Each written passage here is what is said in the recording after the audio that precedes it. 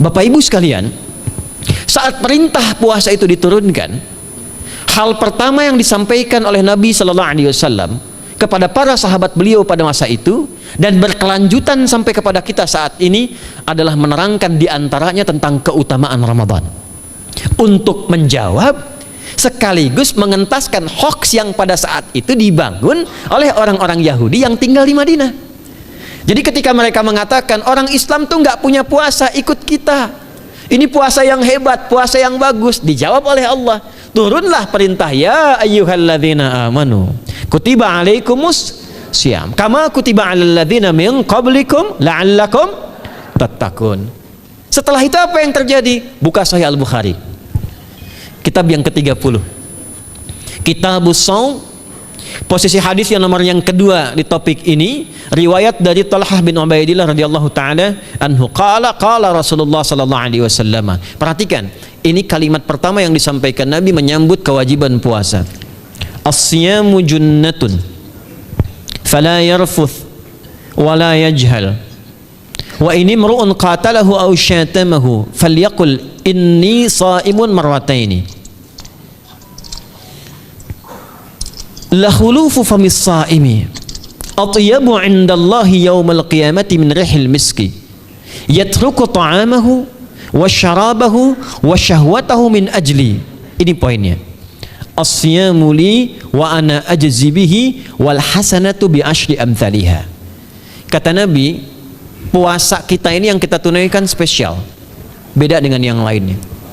Jadi ketika Yahudi mengatakan puasa kami ini puasa yang hebat, yang bagus, yang diikuti oleh umatnya Muhammad sallallahu alaihi wasallam, turun ayat, komentar Nabi pertama apa? Puasa kita kepada para sahabat, kepada kita semua, ini puasa yang spesial. As-siyamu, lihat diksinya, awas Pak ya, Ibu jangan salah baca. As-siyam, bukan asyab. As-siyam disebutkan 9 kali dalam Al-Quran. Ada as-saum, ada as-siyam, itu beda. Kalau saum sekali disebutkan dalam Al-Quran, surah 19 ayat 26. Saum itu masih umum, kata umum untuk menunjuk kata imsak, menahan secara umum. Bisa berarti puasa yang ada ketentuan aturan, bisa berarti menahan secara singkat, apa saja yang bersifat menahan, itu saum namanya. Contoh Sayyidah Maryam misalnya, beliau masih makan ya, ayat 24, 25 itu masih makan. Goyangkan pohon kurma, jatuh kurmanya, makan kurmanya. Mau minum, ambil airnya, minum. Masih makan, masih minum. Cuman diminta untuk saum. Apa saumnya? Inni nadhartu lirrahmani sauma falam ukallimal yauma insiya. Jangan bicara pada siapapun. Kamu dituduh, kamu berzina, jangan jawab. Biarkan bayinya yang bicara, dan itu mukjizat pertama untuk Isa alaihi salam. Itu nanti dimulai di ayat 31 sampai 33 di surah Maryam, surah 19. Tapi beliau diperintahkan saum. Saumnya apa? Jangan bicara.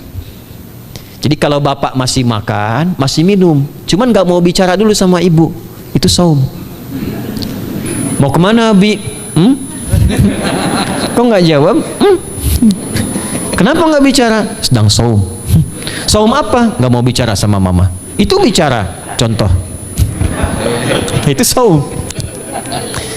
Kalau siam 9 kali disebutkan dalam Al-Quran, itu khusus, spesifik.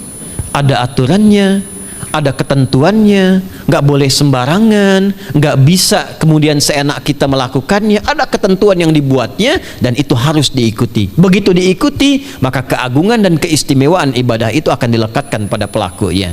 Dan menariknya, perintah puasa itu ketika turun ayatnya Al-Baqarah 183, kalimatnya bukan menggunakan saum tapi siyam.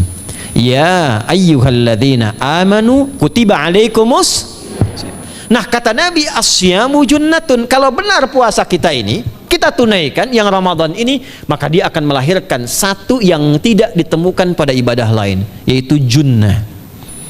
Ada jinnah, ada jannah, ada junnah, itu beda. Tapi semua katanya itu hurufnya sama, cuma harokatnya beda. Coba lihat ya, ada junnah, jinnah, dan jannah. Jannah artinya apa? Surga. Jinnah artinya apa? Jin, jamak dari kata jin, minal jinnati wan nas. Baik ya. Ada junnah. perisai. Itu ketiga-tiganya berasal dari huruf jim, nun, kemudian ta. Dalam bahasa Arab, setiap ada huruf dimulai dengan jim dan nun, itu pasti tersembunyi, nggak kelihatan. Saya ulang ya, setiap ada huruf dimulai dengan jim dan nun, kalimatnya itu pasti nggak nampak, nggak kelihatan. Janin, kenapa disebut janin? Karena masih tersembunyi dalam rahim ibundanya, nggak kelihatan. Begitu keluar, tampak jadi bashar, jadi bayi yang terlihat. Jin, kenapa disebut dengan jin? Karena nggak nampak. Makanya fitrah jin itu, Pak, Ibu, fitrahnya tersembunyi. Jadi kalau ada jin melakukan penampakan, itu jin sedang punya masalah. Betul, itu nyata. Dan yang lebih punya masalah, ada orang-orang manusia yang mencari-cari penampakan jin. Itu sedang kurang sehat itu. Ya, betul, karena jin itu dipasangkan di Al-Quran dengan ins. 18 kali pasangan ini disebutkan. Itu lawannya langsung. Jadi jin tersembunyi, ins nampak. Ins itu kelihatan, makanya makhluknya tampak. Jadi kalau ibu ada bapaknya pulang ke rumah sembunyi-sembunyi, itu bapak sedang menjadi bukan.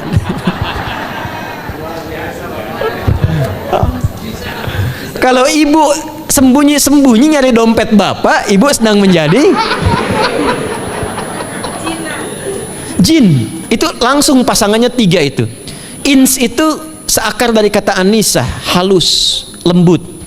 Jin kasar, makanya disebut jin. Karena itu jarang ada orang kemasukan jin jadi lembut, tidak ada. Permisi mau ikut kajian sedang kemasukan jin, tidak. Kalau kata-katanya tidak meracau, tindakannya pasti kacau. Karena itu fitrah manusia itu pasti lembut. Kalau ada orang kasar, pasti ada yang salah dalam pergaulannya. Balik. Itu jin. Jannah, kenapa disebut jannah? Karena belum tampak sekarang. Makanya Nabi katakan mala ainun ra'at, nggak sama dengan yang seperti dilihat orang, nggak kelihatan. Nanti kesuksesan tertinggi yang belum tampak disebut dengan jannah, karena belum tampak.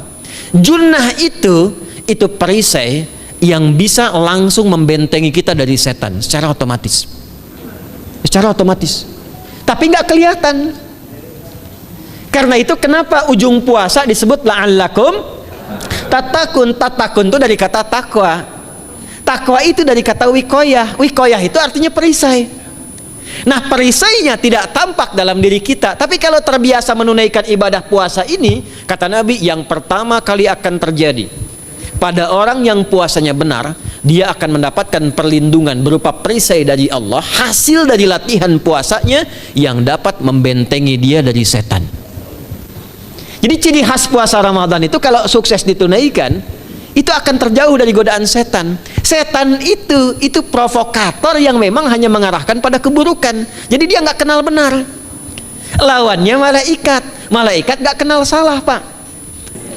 Nah, supaya terbentengi dari itu semua, kata Nabi SAW, kita itu dihadiahi sekarang oleh Allah satu ibadah yang kalau dilakukan ibadah itu akan mengakumulasi ibadah-ibadah yang lainnya, yang saat bersamaan dahsyatnya ibadah ini bisa menghadirkan junnah, perisai yang membentengi dari setan. Karena itu ketika dilakukan ibadahnya, saat yang bersamaan bisa ditahan maksiatnya, ditingkatkan amal solehnya. Setan kan ngajaknya pada yang salah kan, malaikat ngajak pada yang soleh. Ramadan tuh keutamaannya kalau sudah tiba Ramadan itu selalu kita terdorong pada yang saleh dan tertahan untuk yang salah. Itu hebatnya puasa Ramadan. Kalau nggak percaya silahkan Pak Ibu sekalian. Cuman Ramadan yang saat datang waktunya bisa menghentikan orang berbuat maksiat. Nggak percaya cek. Orang yang punya sifat marah semarah-marahnya, itu saat Ramadan bisa berhenti marah. Buka jam 6 kurang seperempat ada yang provokasi. Dia bisa tahan marah tuh, istrinya bingung, tumben Pak nggak marah, ntar habis maghrib. Bisa ditahan. Orang dusta bisa nggak dusta. Dan saat yang bersamaan, teman-teman sekalian, Bapak Ibu, itu bisa terdorong berbuat meningkatkan amal soleh. Sekarang kita keluar dari sini, ada yang minta, belum tentu dikasih.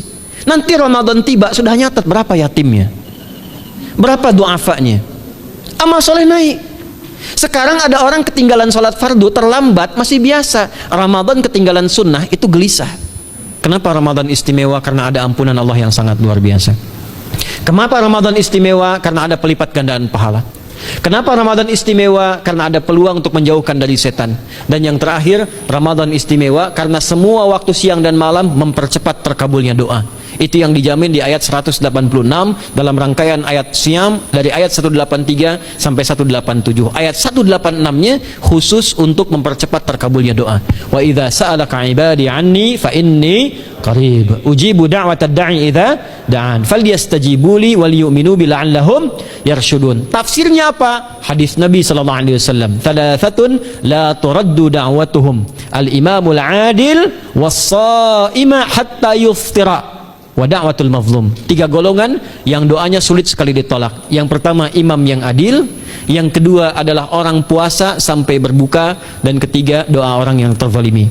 Jadi kalau Bapak Ibu pengen cepat dikabulkan doanya secepat kilat, maka jadilah pemimpin yang adil. Kalau belum mampu, latihan puasa. Kalau belum mampu lagi, banyak-banyak terzalimi.